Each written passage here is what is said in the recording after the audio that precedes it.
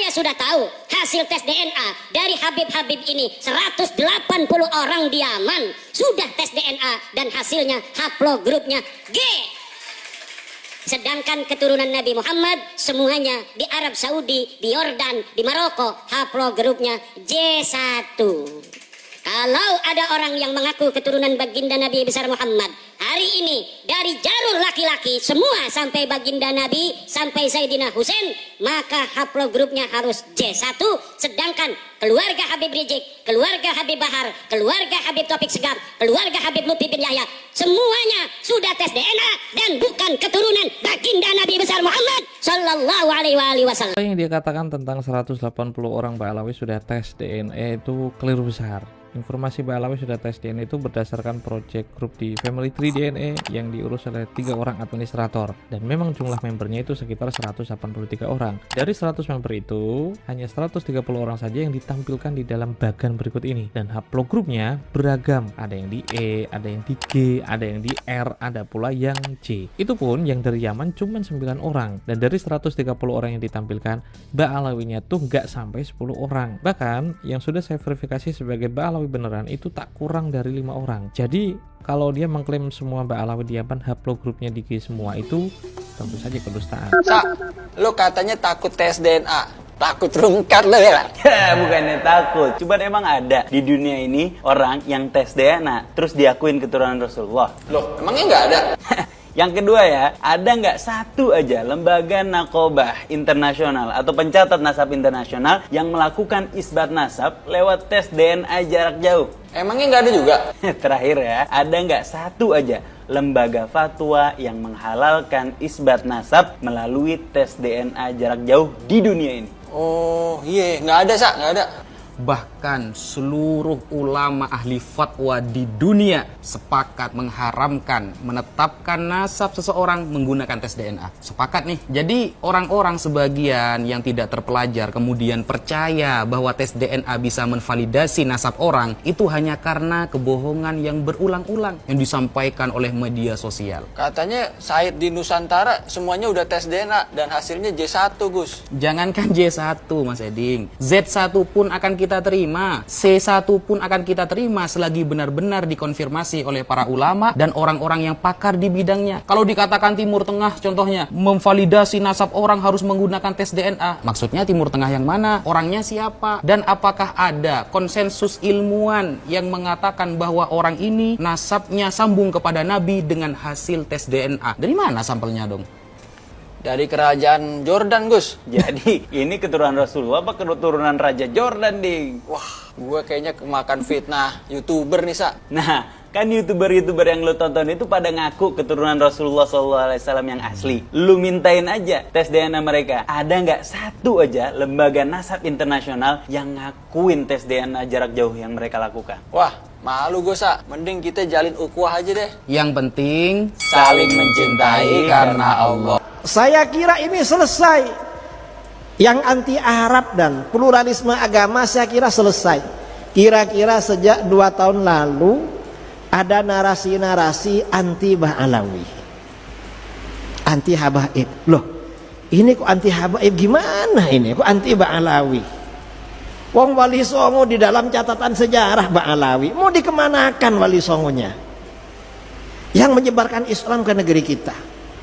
Lalu dibilang akhirnya apa? Nasab Wali Songo dipindah. Dan sampai sekarang dipindah 5 kali.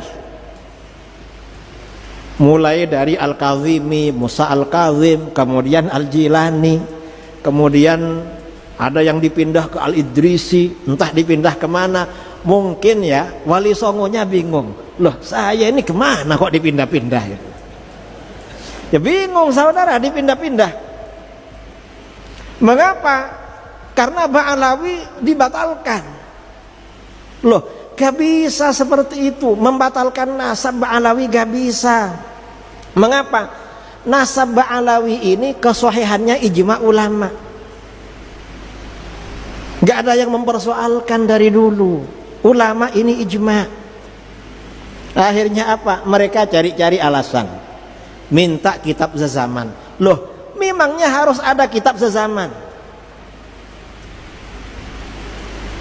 Nggak perlu seperti itu. Kitab sezaman itu teori belakangan. Kalau masa ulama salaf diterangkan di dalam Sahih Bukhari, nasab itu bisa isbat dengan syuhrah dan istifadah, dengan informasi yang populer dan meluap. Artinya banyak informasi kalau ini anaknya ini, anaknya ini, anaknya ini. Itu cukup walaupun gak ada kitab. Kalau misalnya diharuskan ada kitab, iya kalau di situ ada yang ngarang kitab. Kalau gak ada gimana? Itu di Sahih Bukhari dan itu ijma ulama. Gak harus kitab sezaman.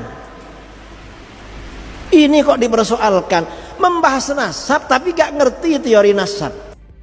Setelah tadi kita mendengar beberapa uraian dari video sebelumnya, maka ketahuilah bahwa kehidupan seorang yang gemar melakukan fitnah seperti yang Imad lakukan, maka sisa hidupnya di masa depan besar kemungkinan akan dipenuhi dengan penderitaan dan kesengsaraan. Imad sepertinya banyak menghabiskan waktunya sepanjang hari untuk mencari celah bagaimana caranya menghancurkan reputasi para habaib.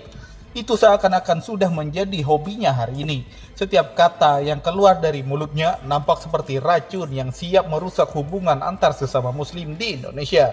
Dia terus-menerus menebarkan fitnah tanpa memikirkan dampak buruk yang mungkin timbul akibat ulahnya. Wahai Imad, tahukah Anda bahwa setiap fitnah yang Anda sebarkan nanti akan kembali kepada diri Anda sendiri? Dan seorang tukang fitnah biasanya hidupnya akan dipenuhi dengan kecemasan, ketakutan, dan ketidaksenangan. Mereka yang disakiti oleh fitnahnya mungkin akan memaafkannya, tetapi ancaman hukuman dari Allah dan bayangan penyesalan akan selalu mengikutinya. Setiap kali dia melangkah, dia akan merasa seperti dikejar oleh bayang-bayang masa lalu yang kelam. Orang-orang terdekatnya kelak akan menjauh, kepercayaan orang lain kepada dirinya akan hilang, dan rasa bersalah akan terus merayap di dalam dirinya, dan itu terus-menerus berlangsung tanpa henti. Hidupnya akan terasa sunyi meski dikelilingi oleh keramaian, sebab hatinya sendiri dipenuhi oleh penyesalan yang tak kunjung hilang. Dia akan terus meratapi kesalahannya. Tidak ada tempat bagi dirinya untuk berlindung dari caci maki dan celaan yang mungkin akan bertubi-tubi ditujukan pada dirinya di suatu hari nanti. Saat itulah dia akan merasakan bagaimana rasanya menjadi korban dari perbuatan buruknya sendiri. Kehidupannya yang penuh dengan kepalsuan dan kebencian tidak akan pernah membawa kebahagiaan yang sejati bagi dirinya. Dan pada akhirnya dia akan menyadari bahwa kebahagiaan sejati dan keselamatan yang hakiki itu hanya akan ditemukan melalui kebaikan dan kejujuran, bukan dengan meracuni hati orang lain dengan fitnah yang menyebabkan orang lain saling serang dan bermusuhan.